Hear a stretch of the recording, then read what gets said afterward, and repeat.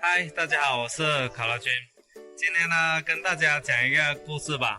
其实呢，这个主人翁呢，就是我们村的。他呢，也是现在应该挺老了，可能有50-60岁啊，跟我爸是差不多年纪的。以前呢，20-30年前呢，很早啊，他就去深圳做生意。他们一家人吧，去深圳做生意。做什么生意呢？做那个钢材生意啊，还不错，那时候做的。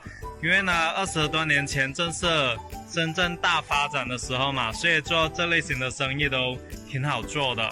所以呢，挣了很多钱。然后呢，挣了很多钱之后呢，他就呢想着去移民啊。为什么以前的人都想着去移民呢？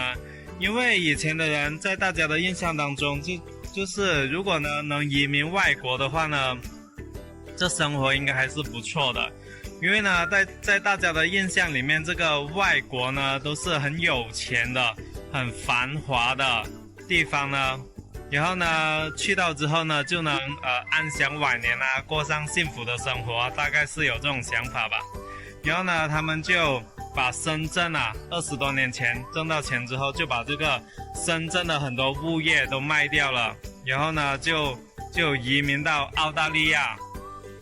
然后呢，这个大家也知道了，20多年前把这个深圳的物业卖掉的话呢，其实是很亏的。因为呢，经过我们这20多年前，这个深圳的物业的都涨了最少10几倍啊，对不对？可能你当时卖的时候几十万，现在几百万啊，上千万的物业，对不对？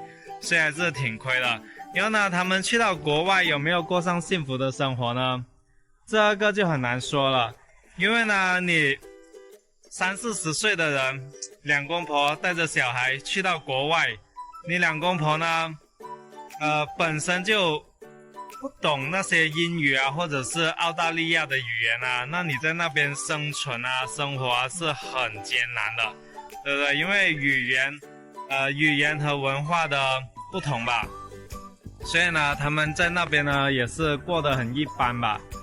就尽管他们当时有一点钱，那你就算去，也只能就说买个地方住。但是说你要说真的是很有钱啊，然后呢在那边呢做很好的工作啊，或者说做很好的生意啊，其实都是挺难的。所以呢，也就是一直都是没挣到什么钱，就是一直在花钱啊。那你这样摊下来的话呢，这个100几十万也是很不经用的，对不对？所以呢，他们只能作为一般就是很底层的人，在澳大利亚生活。以前的人呢，真是万万都没有想到我们国家的发展是这么快的，发展的这么好的。所以呢，有些人呢，他就想着去国外呢，去发达的国家能过上好的日子、好的生活。然后他们并不知道，如果你一直留在国内的话呢，你的生活可能过得更加的好，对不对？就是在深圳早期在深圳挣到钱的人，现在基本都是飞黄腾达的。因为深圳呢，它的发展很快。然后呢，如果你有物业的话呢，你基本上不用干什么活，你的身价呢都是以数倍、10几倍的上涨的，对不对？像我们很多亲戚啊，或者是我们附近村落的人呢，都是早期去深圳做生意发到财的。